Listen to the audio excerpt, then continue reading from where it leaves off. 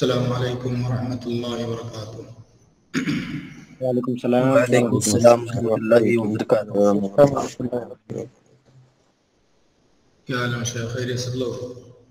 الحمد للہ شکا، آپ کیسے ہیں؟ الحمدللہ۔ الحمدللہ، اللہ کا شکر ہے۔ بسم اللہ الرحمن الرحیم، الحمد للہ رب العالمین، والصلاة والسلام علی نبینا محمد وعلی آلہ وصحبہ اجمعین، اما بعد۔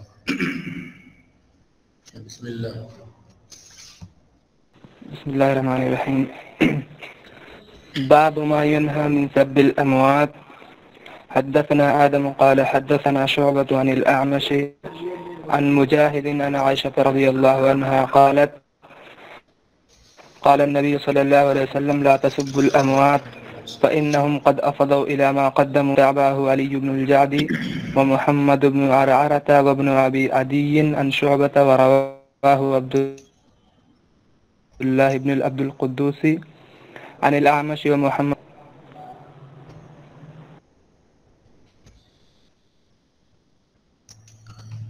جی تو باب ہے ما ینہا من سب الاموات، جو لوگ دنیا سے چلے گئے ان کو سب و شتم کرنا، ان کو برا بھلا کہنا، اس کی ممانعت کا بیان۔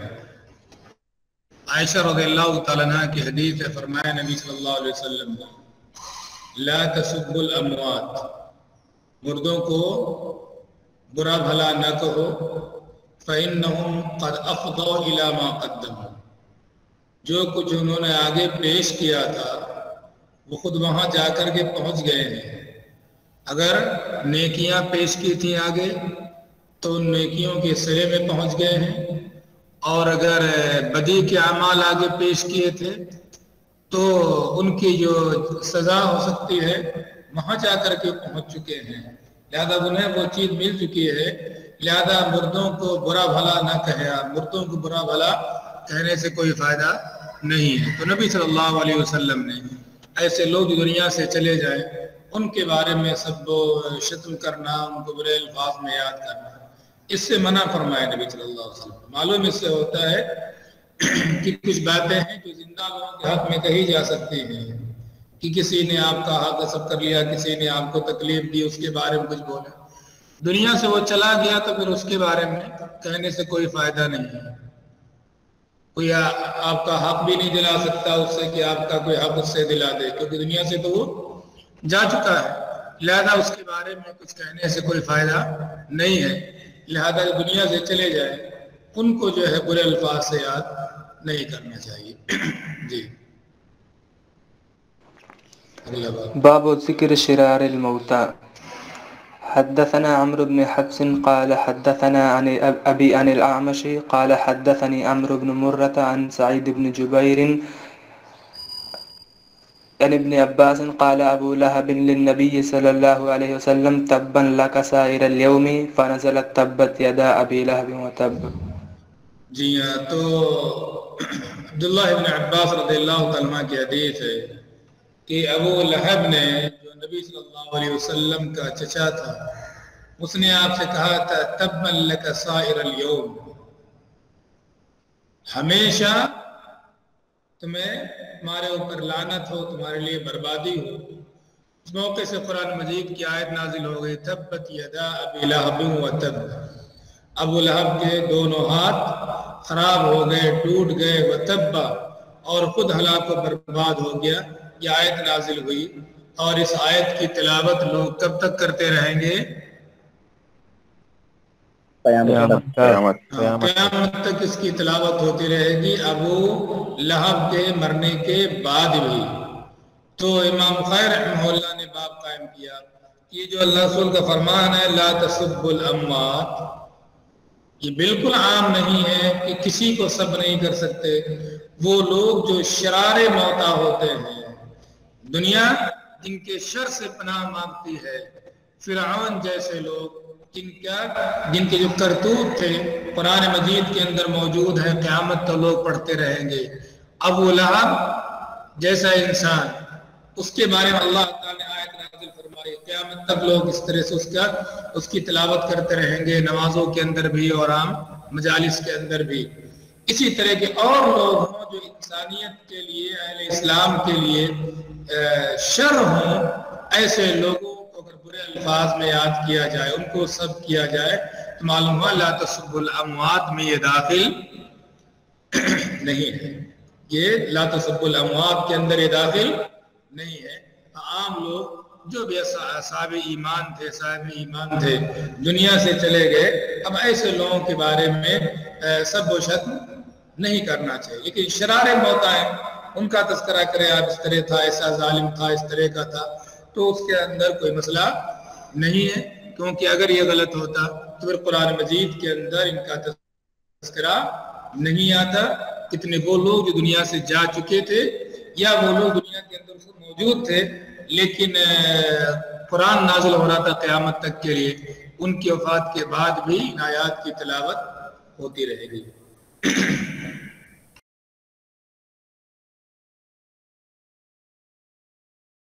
بسم اللہ الرحمن الرحیم۔ کتاب الصوم، باب وجوب الصوم رمضان، وقول اللہ تعالی یا ایہا الذین آمنوا کتب علیکم الصیام کما کتب علی الذین من قبلکم لعلکم تتقون۔ تو بیچ میں کئی لوگوں نے سوال کیا تھا، یہ مدعوں کو سب کے بارے میں نے کہا تھا آگے باب آئے گا، تو جواب مل گیا نہیں مل گیا؟ مجھ سے کچھ لوگوں نے سوالات کیے تھے پہلے۔ جی شیخ، میں نے سوال کیا تھا غیبت کے تعلق سے۔ جی تو یہ جو امام بخاری دو ابواب قائم کیے ہیں ترتیب سے، ان دونوں میں کفایہ ہے کہ نہیں مسئلے کا؟ سمجھ میں نہیں آیا، اس میں واضح نہیں ہوتا ہے۔ کیا نہیں واضح ہوا؟ گزشتہ حدیث میں جو یہ بات آئی تھی شیخ کہ بعض صحابہ کرام نے مطلب جو جنازہ مطلب جا رہے تھے تو اس میں بعض صحابہ کرام نے کہا کہ یہ آدمی ہے، اس آدمی ہے، تو اللہ کے نبی صلی اللہ علیہ وسلم نے کہا کہ وہ جنتی ہے اور وہ جہنمی ہے۔ تو دنیا میں ہی صحابہ کرام نے کیا کہتے ہیں جنازے کو کہا کہ ایسا فلاں آدمی ایسا ہے ویسا ہے۔ تو میں نے کہا تھا کہ مطلب لگتا ہے کہ غیبت کرنا جائز ہے، کوئی آدمی اگر برا ہے تو اس کو برا القاب سے ہی جانا جائے ہمیشہ، تو یہ شمار ہوگا یا نہیں؟ تو یہ جو ابھی جو دو ابواب جو گزرے مطلب واضح نہیں پایا ہے کہ مسئلہ واضح نہیں ہو پایا شرارت۔ جی ہاں، تو امام نبی رحمہ اللہ نے ذکر کیا ہے یہ سب الاموات والی بات ہے، لا تسبوا الاموات، یہ منافقین، دیگر کفار اور جو متظاہر بالفسق والبدعہ ہیں ان کے علاوہ کے بارے میں ہے۔ لا تسبوا الاموات یہ کن کے علاوہ کے بارے میں ہے؟ کہ وہ لوگ جو منافق ہیں، دیگر کفار ہیں، متظاہر بالفسق والبدعہ ہیں، ایسے لوگوں کے علاوہ کے بارے میں یہ ہے لا تسبوا الاموات۔ اس طرح کے لوگ منافقین ہیں، کفار ہیں، یا جو علی الاعلان فسق کے کام کیا کرتے تھے، یا جو لوگ بدعت کے کام کیا کرتے تھے، ایسے لوگوں کے بارے میں آگاہ کرنا کہ فلاں اس طرح کا تھا، فلاں اس طرح کے غلط عقائد کا حامل تھا، فلاں نے اس طرح کے غلط کام رواج دے دیے جس سے لوگ بچے، تو پھر ایسے لوگوں کے بارے میں کہنا یہ غلط نہیں ہے، ایسے لوگوں کے بارے میں کہنا یہ غلط نہیں ہے۔ اور آگے فرمایا انہوں نے کہ یہ جو حدیث ہے اثنوا علیہ شرًا، جو حدیث اثنوا علیہ شرًا وہ کن پر محمول کی جائے گی؟ اسی قسم کے لوگوں پر، کہ اس قماش کے کچھ لوگ رہے ہوں گے جن کے بارے میں صحابہ کرام نے اثنوا علیہ شرًا،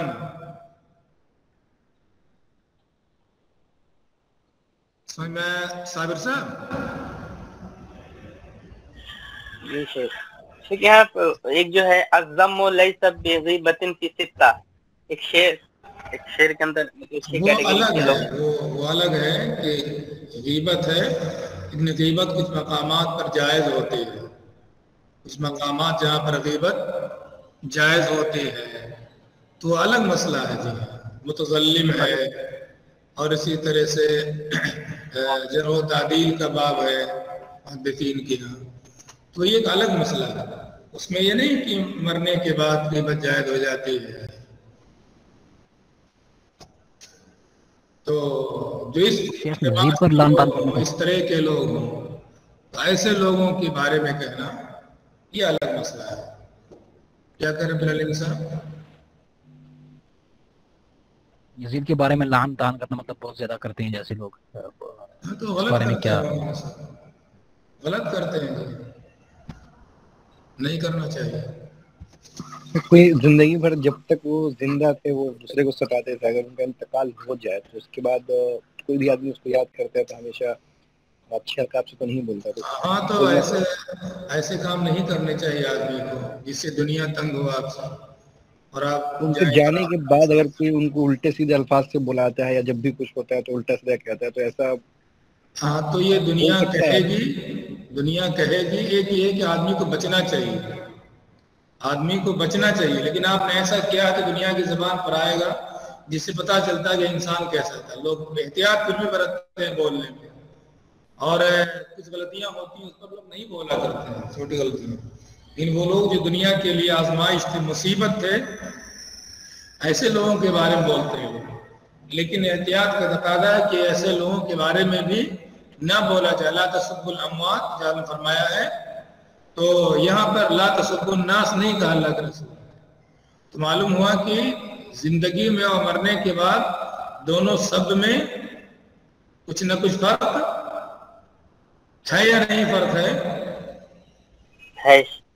کچھ فرق نہ ہوتا تو لا تسبوا الاموات نہیں آتا۔ اگر دونوں برابر ہیں کہ جو لوگ جن کو جو دنیا میں غلط کام کریں ان کو آپ کہہ سکتے ہیں مرنے کے بعد، تو لا تسبوا الاموات نہیں کہا جاتا۔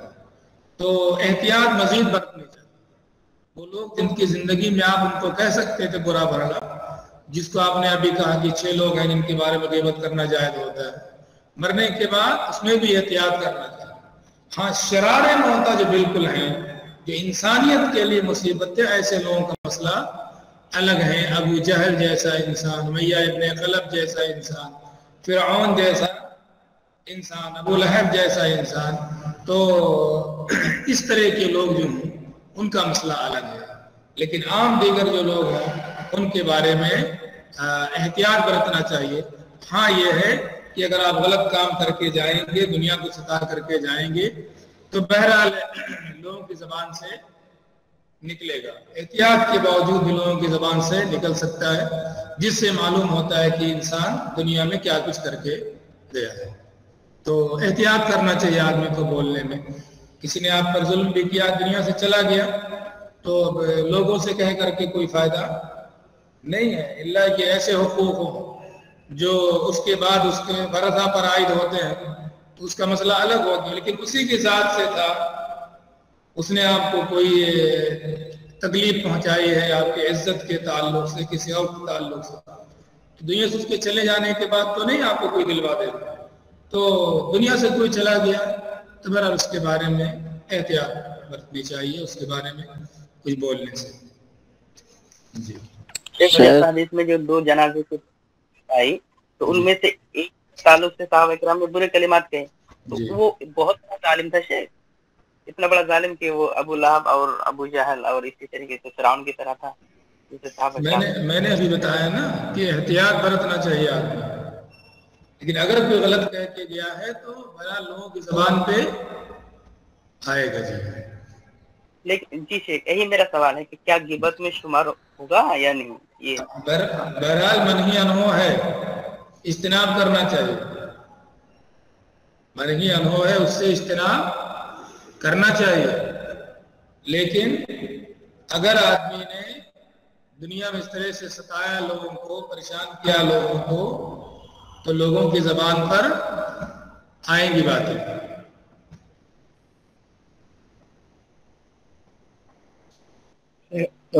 لوگ جو ہوتے ہیں بار بار جب ان کی ایسا کچھ ہوتا ہے، ماحول بنتا ہے، تو لوگ بولنے لگتے ہیں کہ اللہ تعالیٰ اس کو جو عذاب ہوگا تو اور اس میں ایک زیادتی کرے، ہم کو یہ کیا وہ کیا، تو ایسا بولنا صحیح ہے؟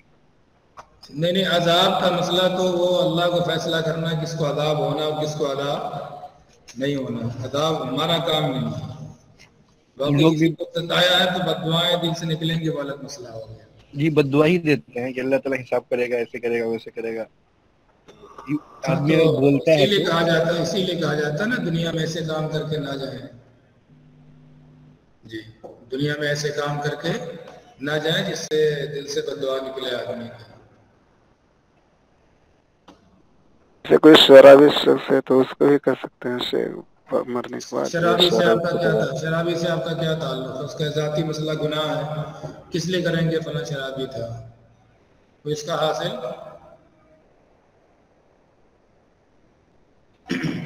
جی. شیخ، میت کو دفنانے کے بعد سب مل کر دعا کر سکتے ہیں ان کے لیے؟ کبھی مل کے کر لیا مسئلہ نہیں، لیکن ایک جب کوئی چیز طریقہ بن جاتی ہے اور جو طریقہ نہ ہو تو پھر وہاں مسئلہ پیدا ہوتا ہے. دعا کرنے کی تعلیم دی ہے آپ نے، استغفروا لأخیکم وصلوا له التثبیت، تو آپ نے استغفار کے لیے کہا ہے، ثبات کی دعا کرنے کے لیے کہا ہے. تو اگر لوگوں نے اجتماعی بھی کر لی کوئی مسئلہ نہیں، لیکن وہی طریقہ بن جائے، اجتماعی اگر نہیں ہوئی تو لوگ کہہ دیکھو یہ تو غلط طریقہ ہو گیا، وہی نہیں اجتماعی دعا، اب وہاں مسئلہ غلط ہو جاتا ہے. جیسے فرض نماز کے بعد اگر کبھی اجتماعی دعا ہو گئی تو نہیں کہتے کہ حرام کام کر دیا لوگوں نے، غلط کام کر دیا. لیکن جب وہی طریقہ بن جاتا ہے کہ کبھی دعا نہ کرو تو معلوم ہوا کہ آئیا تو دعا ہی نہیں کی مولانا صاحب نے، تب یہاں غلط ہو جاتا ہے. تو دعا کرنے کی تلقین کی گئی ہے، سب لوگ مل کے دعا کریں تو بھی مسئلہ کوئی نہیں ہوتا. لیکن جب جو چیز ایک طریقہ نہیں ہے، سسٹم نہیں ہے، اس کو ایک سسٹم بنا لیا جائے کہ دینی طریقہ ایسا ہے، وہاں مسئلہ غلط ہو جاتا ہے. ورنہ عام حالات میں کبھی کر لیا آپ نے تو مسئلہ نہیں. ایک بریلوی کی نماز جہاں کیا حکم ہے؟ بریلوی کیا ہوتا ہے مولانا صاحب؟ جی شیخ میت کو جو رکھتے ہیں قبر میں، اس وقت 2 آدمی اترتے ہیں، اس وقت وہ کوئی لوگ بولتے ہیں سب کوئی دعا پڑھو. نہیں، اس وقت کا مسئلہ تو نہیں ہے، دفن کے بعد کا مسئلہ ہے. بسم اللہ علی ملت رسول اللہ صلی اللہ علیہ وسلم، یہ دعا کب پڑھے گا ویسے؟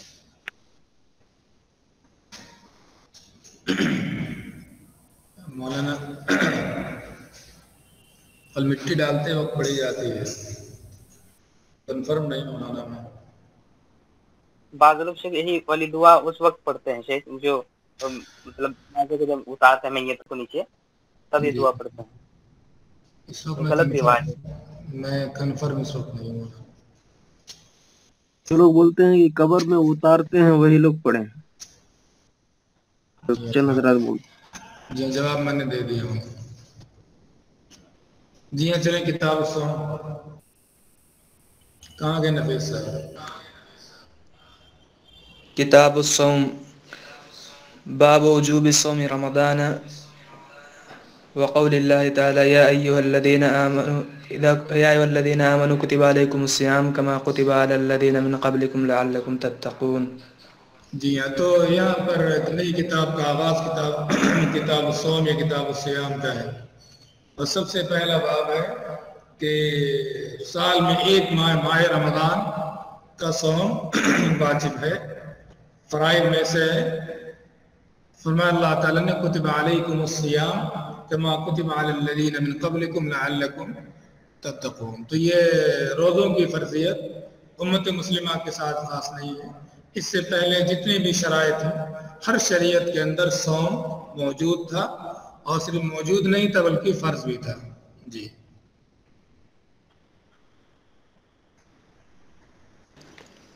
حدثنا قتيبة بن سعيد حدثنا إسماعيل بن جعفر عن أبي سهيل عن أبيه عن طلحة بن عبيد الله رضي الله عنه أن أعرابيا جاء إلى رسول الله صلى الله عليه وسلم ثائر الرأس فقال يا رسول الله أخبرني ماذا فرض الله علي من الصلاة؟ فقال الصلوات الخمس إلا أن تطوع شيئا فقال أخبرني ماذا فرض الله علي من الصيام فقال شهر رمضان إلا أن تطوع شيئا فقال أخبرني ماذا فرض الله علي من الزكاة فأخبره رسول الله صلى الله عليه وسلم بشرائع الإسلام فقال والذي أكرمك بالحق لا أتطوع شيئا ولا أنقص مما فرض الله علي شيئا فقال رسول الله صلى الله عليه وسلم أفلح إن صدق أو دخل الجنة إن صدق. جی تو حدیث یہاں پر ہے طلحہ ابن عبید اللہ رضی اللہ تعالیٰ عنہ کہ ایک اعرابی آئے نبی صلی اللہ علیہ وسلم کا طائر الراس، بڑا گندا بال بکھرے ہوئے، اور کہا اللہ کے رسول صلی اللہ علیہ وسلم آپ مجھے بتائیے کہ اللہ تعالیٰ نے مجھ پر کتنی صلوات فرض کی؟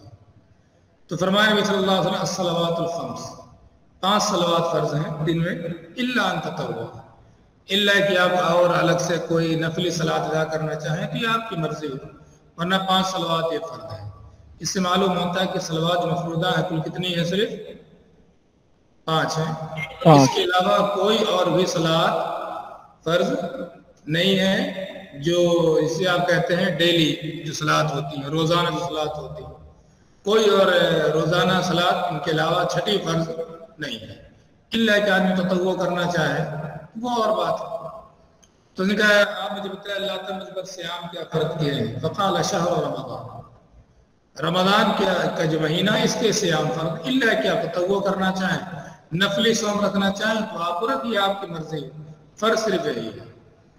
تو اس کے بعد سوال کیا تیسرا کہ زکوٰۃ کیا فرض ہے میرے اوپر؟ تو نبی صلی اللہ علیہ وسلم نے زکوٰۃ کے بارے میں اسلامی شرائط ہے، احکام کو بیان کیے کہ اگر آپ پاس اونٹ ہے تو اتنی زکوٰۃ ہے، گائے ہے تو اتنی زکوٰۃ ہے، بکریاں ہیں تو اتنی زکوٰۃ ہے، سونا چاندی اتنی زکوٰۃ ہے، مال تجارت اتنی زکوٰۃ ہے۔ تو آپ نے جو اسلام کے شرائع ہیں زکوٰۃ کے بارے میں وہ آپ نے ان صاحب سے بیان کر دی ہے۔ تو اس کا انہوں نے کہا والذی اکرمک بالحق، ذات کی جس نے آپ کو حق کی دولت سے نوازا، لا اتطوع شیئا، جو آپ نے کہا الا ان تطوع، وہ تطوع تو میں نہیں کر پاؤں گا، جو فرض زکوٰۃ ہے وہ ادا کروں گا، اور جو فرض صوم وہ ادا کروں گا، جو فرض صلوات ہے وہ ادا کروں گا، ولا انقص مما فرض اللہ علیہ شیئا، ہاں نفلی تو نہیں کروں گا لیکن یہ بھی وعدہ ہے کہ جو اللہ تعالیٰ کا فرض کیا اس میں سے ایک کم بھی نہیں ہوگا۔ 5 نمازیں ہیں تو 5، اس میں کبھی ایک نماز کم 4 نہیں ہو سکتی ہے۔ پورے رمضان کا روزہ فرض ہے تو پورے رمضان اس میں ایک دن کی کمی نہیں ہو سکتی۔ ایسے ہی زکوٰۃ کا مسئلہ ہے، اس میں کوئی کمی نہیں ہو سکتی ہے۔ فرمایا نبی صلی اللہ علیہ وسلم نے افلح ان صدقہ، افلح ان صدقہ، کیا معنی ہوا؟ کامیاب ہو گیا شخص، ان صدقہ اس نے سچ کر کے دکھایا، ہاں ان صدقہ اگر اس نے سچ کر کے دکھایا، اور باقی اگر اس پر کاربند رہا وہ جو کہہ رہا ہے، تو یہ صدقہ ہوتا ہے زبان سے ٹھیک بولنا، اور یہ صدقہ ہوتا ہے دل سے سچ نہیں، ایک اور صدقہ ہوتا ہے اپنے اعمال سے صحیح سچ بولنا، کہ جو کہا ہے اس کو کیا، اسے صدقہ کہا جاتا ہے۔ ایک تو صدق لسان ہوتا ہے، دوسرے صدق عمل ہوتا ہے۔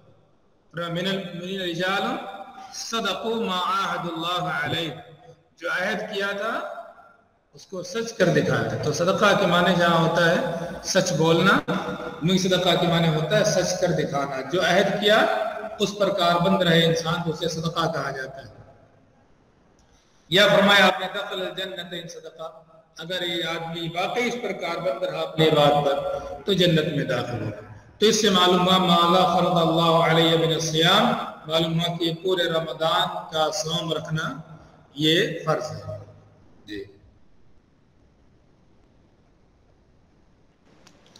حدثنا مسدد قال حدثنا إسماعيل عن أيوب عن نافع عن ابن عمر رضي الله عنهما قال صام النبي صلى الله عليه وسلم يوم عاشوراء وأمر بصيامه فلما فرض رمضان ترك وكان عبد الله لا يصومه إلا أن يوافق صومه۔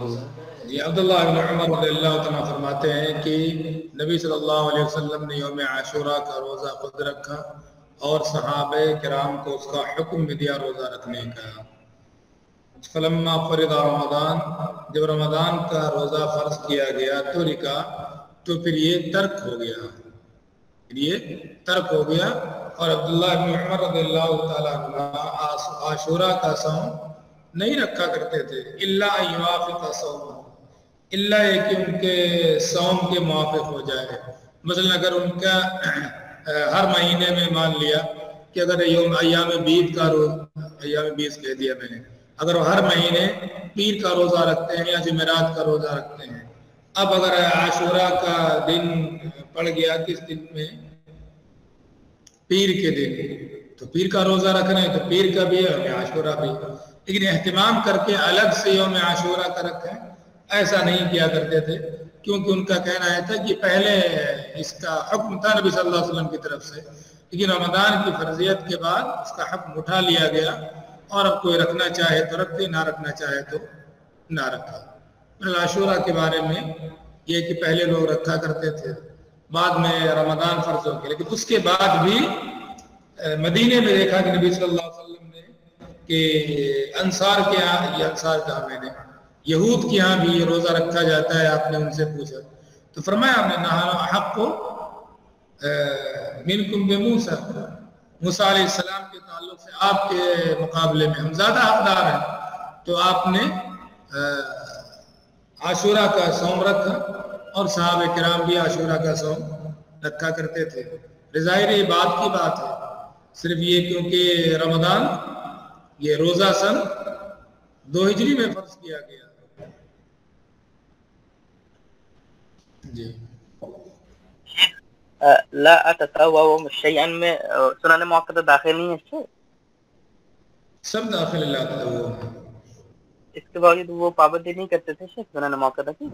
انہوں نے کہا یہی تھا، باقی کرتے تھے آگے یہ نہیں معلوم، لیکن کہا انہوں نے یہی تھا. میرے علاقے میں ہے شیخ کہ جو ابھی صرف فرض نماز کی مطلب وہ پابندی کرتا ہے، ایک سنت ایک مطلب کچھ بھی نہیں پڑھتا ہے. جی تو وہ اس حدیث کا کہتا ہے کہ دیکھو وہ عربی جائے تھے تو اللہ کے نبی نے جنت حرام دی. ہاں تو اب باقی وہ آدمی دیکھ لے اپنا کہ جو اس کی فرض صلوات ہیں ان کی کیفیت کیا ہے، اس کی اپنی جو فرض صلوات ہیں ان کی کیا کیفیت ہے، ان کی ادائیگی میں کتنی پابندی ہے، کتنا اہتمام ہے ظاہری اور باطنی اعتبار سے. تو اگر لگتا ہے اسے کہ نہیں کوئی کسی طرح کی کمی نہیں ہے تو پھر وہ جانے ٹھیک ہے. لیکن فرمایا نبی صلی اللہ علیہ وسلم نے کہ انسان کے فرائض کا حساب ہوگا، فرائض میں انسان کی کوتاہیاں ہوں گی تو کہا جائے گا دیکھو اس عمل میں کوئی نفلی عمل ہو تو لے کر کے، تو اگر فرائض میں کوئی کمی کوتاہی ہے اس کے اندر تو پھر نفلی صلوات سے اس کی کمی کو دور کیا جائے گا. اگر ہے ہی نہیں تو کمی وہ دور کہاں سے ہوگا. تو ہمیں سے ہر ایک اپنی صلوات کا جائزہ لے لے کہ جو ہماری فرض صلوات ہیں وہ کس طرح کی ہے، اس کے بعد دیکھیں کہ ہمیں نفل کی ضرورت ہے یا ضرورت نہیں ہے. تو آپ کیا جو صاحب ہیں انہیں اگر لگتا ہے کہ نہیں الحمدللہ ان کے فرض صلوات اس طرح سے ہیں مکمل، اس میں کسی طرح کی کوئی کمی یا اس میں بھرپائی ضرورت نہیں ہے تو وہ سمجھیں اپنا. میں کیا بتاؤں، اگر نہیں پڑھتے ہیں تو نہیں تو غلط کرتے ہیں، اور اگر پڑھتے ہیں تو کہنا نہیں چاہیے نہیں پڑھتے ہیں. اس میں میں کیا بتاؤں گا، نہیں پڑھتے ہیں سنت لوگ. عوام میں یہ چیز بہت مشہور ہوتی جا رہی ہے کہ مطلب حربے دربے لوگ شکایت کرتے ہیں کہ مولوی لوگ سنت بہت کم پڑھتے ہیں. ہاں تو اگر کم پڑھتے ہیں تو مکمل پڑھنا چاہیے،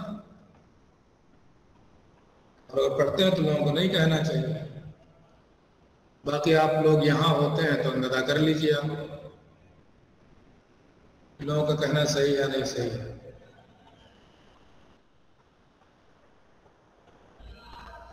جی چلیں. ایک شخص یہ کہتا ہے کہ فرائض کی ادائیگی میں کمی کوتاہی ہو جاتی ہے، اس لیے میں سنتیں نہیں پڑھ پاتا ہوں. جب فرض ٹھیک سے کوتاہی ہو جاتی ہے جی ہاں فرائض کی مجھ سے ٹھیک سے نماز نہیں پڑھی جاتی تو سنتیں کیا پڑھوں گا. یہ سب بہانے ہیں، یہ سب بے عملی کے بہانے ہوتے ہیں اسے. جی حدثنا قتيبة بن سعيد قال حدثنا الليث عن يزيد بن أبي حبيب أن إراك بن مالك حدثه أن عروة أخبره عن عائشة رضي الله عنها أن قريشا كانت تصوم يوم عاشوراء في الجاهلية ثم أمر رسول الله صلى الله عليه وسلم بصيامه حتى فرض رمضان فقال رسول الله صلى الله عليه وسلم من شاء فليصمه ومن شاء أفطر. جی ہاں، تو زمان جاہلیت میں یوم عاشوراء کا صوم رکھا جاتا تھا. نبی صلی اللہ علیہ وسلم نے لوگوں کو حکم دیا تھا. جب رمضان کی فرضیت کا حکم نازل ہو گیا فرمایا اپنے آپ جو رکھنا چاہے رکھے، جو نہ رکھنا چاہے نہ رکھے. ذرا جن کو سال بھر میں کبھی نفلی صوم رکھنے کی توفیق نہیں ہوتی ہے، اس لیے کم سے کم جو اس طرح کے خاص مناسبات کے ہیں انہی کا اہتمام کر لے آدمی، تاکہ کچھ تو نفلی صوم رہیں آگے انسان کے کھاتے میں. ضرورت پڑے فرد صیام میں کسی کمی کی تلافی کی تو کچھ تو رہے آدمی کے پاس. جی باب فضل الصوم. حدثنا عبد الله بن مسلمة عن مالك عن أبي الزناد عن الأعرج عن أبي هريرة رضي الله عنه أن رسول الله صلى الله عليه وسلم قال الصيام جنة فلا يرفث ولا يجهل فإن امرؤ قاتله أو شاتمه فليقل إني صائم مرتين والذي نفسي بيده لخلوف فم الصائم أطيب عند الله من ريح المسك يترك طعامه وشرابه وشهوته من أجل الصيام لي وأنا أجزي به والحسنة بعشر أمثالها. جی صوم کی فضیلت کیا ہے؟ فرمایا نبی صلی اللہ علیہ وسلم نے الصیام جنہ، صوم یہ ڈھال ہے، انسان کے لیے ڈھال ہے. مختلف گناہوں سے بچنے کا ایک اہم ذریعہ ہے صیام. فلا یرفث، لہذا کسی کا صوم ہے تو اسے بیہودہ گوئی نہیں کرنا چاہیے، بد کلامی نہیں کرنا چاہیے. ولا یجہل، جہالت اور نادانی کے کام نہیں کرنا چاہیے.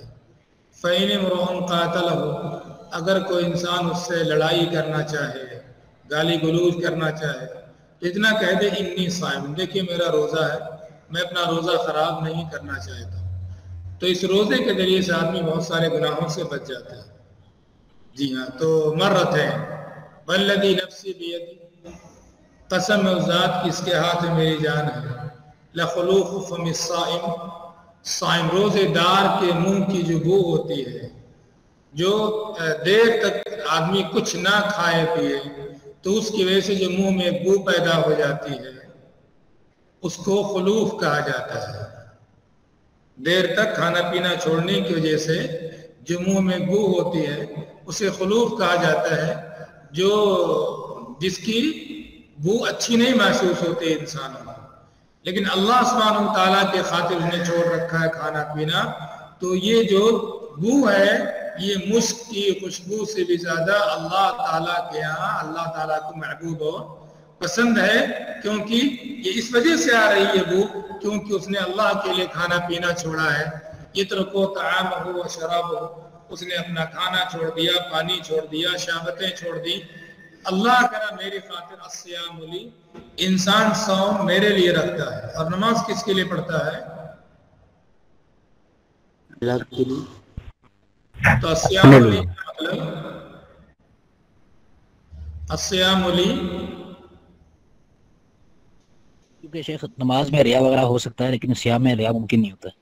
ہاں، تو صلاۃ کے اندر تو ریاکاری ہو سکتی ہے لیکن صوم ایسا عمل اس میں ریاکاری نہیں ہو سکتی کہ کوئی ریاکاری کے لیے روزہ رکھے، نہیں، صرف اللہ کے لیے ہی روزہ ہو سکتا ہے. ورنہ جہاں کوئی نہیں وہاں چپکے سے پانی پی لیا آدمی نے، ندیم صاحب، جہاں کوئی نہیں وہاں چپکے سے پانی پی لیا، لوگوں کے لیے ظاہر ہو رہا ہے کہ روزے سے ہیں، باقی اندر سے آدمی روزے سے نہیں ہے، تو کر سکتا ہے انسان جس کو رکھنا نہیں ہوگا. لیکن اگر کوئی روزہ رکھ رہا ہے تو باقی وہ کس کے لیے رکھ رہا ہے؟ اللہ کے. ندیم صاحب کچھ کہہ رہے ہیں جی. منسامہ یورائی جو کہا گیا ہے ممکن ہے نا اس میں بھی. اب کوئی ایسی صورت بنا کر کے رہے تو وہ ہو سکتا ہے مولانا صاحب. کوئی شخص اس طرح کی صورت بنا کر کے رہے کہ لوگوں کو لگے کہ روزے سے ہیں. بہت سے لوگ تو روزہ نہ رکھ کر کے بھی بن کے کیسے رہیں گے افطاری کے ٹائم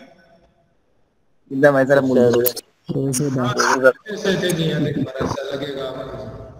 تو انسان کوئی ہو سکتا ہے اس طرح صحیح کہا آپ نے روزہ رکھ رہا ہے, چلیے لوگوں کو دکھا دیں. لیکن بہرحال روزے کے اندر پورا امکان موجود ہے کہ انسان اندر سے کھا لے اور لوگوں کو ظاہر کرے کہ ہم کیا ہیں, روزے سے ہیں. الصیام لی وانا اجزی بھی, اور روزے کا بدلہ بھی میں ہی دوں گا اپنی طرف سے.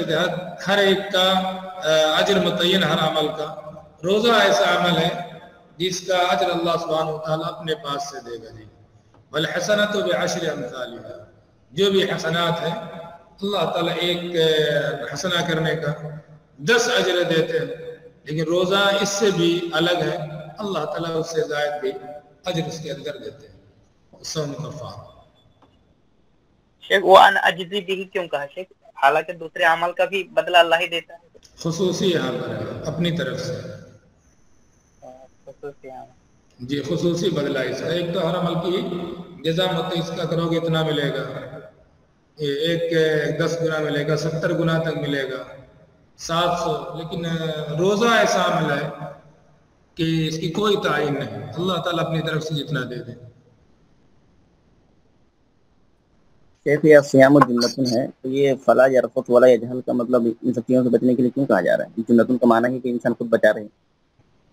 ہاں تو جب تک آدمی کو نہیں معلوم ہوگا کہ روزہ رکھا جائے تو کن امور سے اجتناب کرنا ہوتا ہے تو کیسے ڈھال بنے گا.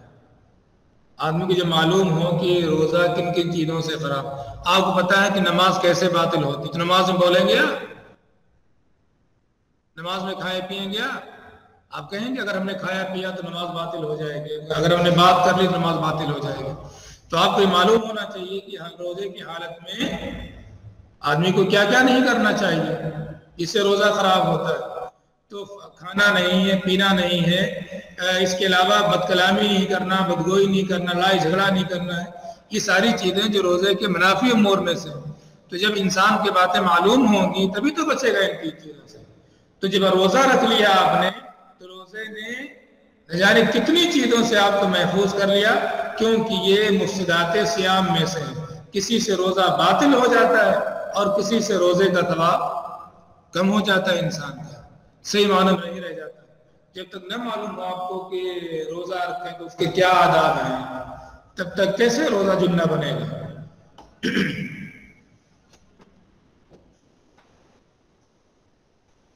الصوم کفارہ. باب الصوم كفارة. حدثنا علي بن عبد الله حدثنا سفيان حدثنا جامع. آپ قالا چھوڑ دیتے ہیں. حدثنا علي بن عبد الله قال حدثنا سفيان قال حدثنا جامع عن أبي وائل عن حذيفة قال عمر رضي الله عنه من يحفظ حديث النبي صلى الله عليه وسلم في الفتنة. قال حذيفة أنا سمعته يقول فتنة الرجل في أهله وماله وجاره يكفرها الصلاة والصيام والصدقة. جی ہاں, تو عمر بن خطاب رضی اللہ تعالیٰ ایک بار سوال کیا کہ فتنے کے بارے میں نبی صلی اللہ علیہ وسلم کی حدیث کس کو یاد ہے؟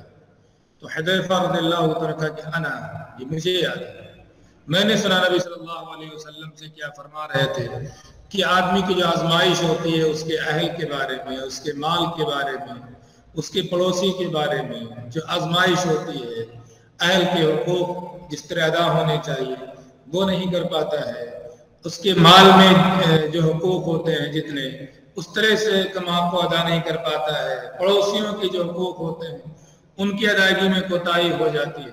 تو اس طرح کی جو کوتاہیاں ہوتی ہیں اللہ تعالیٰ صلاۃ, صیام و صدقہ کو ان فتنوں کے لیے کفارہ بنا دیتا ہے.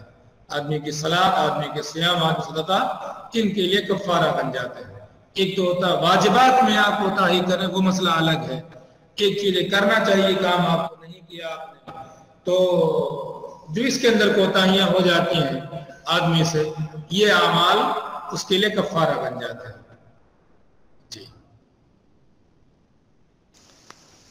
قال ليس أسأل عن ذه إنما أسأل عن التي تموج كما يموج البحر. عمر نے کہا کہ میں اس فتنے کے بارے میں نہیں سوال کر رہا تھا آپ سے، اس کے بارے میں میرا سوال نہیں تھا، میں تو اس فتنے کے بارے میں آپ سے پوچھ رہا ہوں جو کہ سمندر کے موجوں کی طرح موجیں مارے گا، جو انسانوں کے درمیان باہم فتنے ہوں گے، لڑائی ہوں گے، جھگڑے ہوں گے، اختلافات ہوں گے.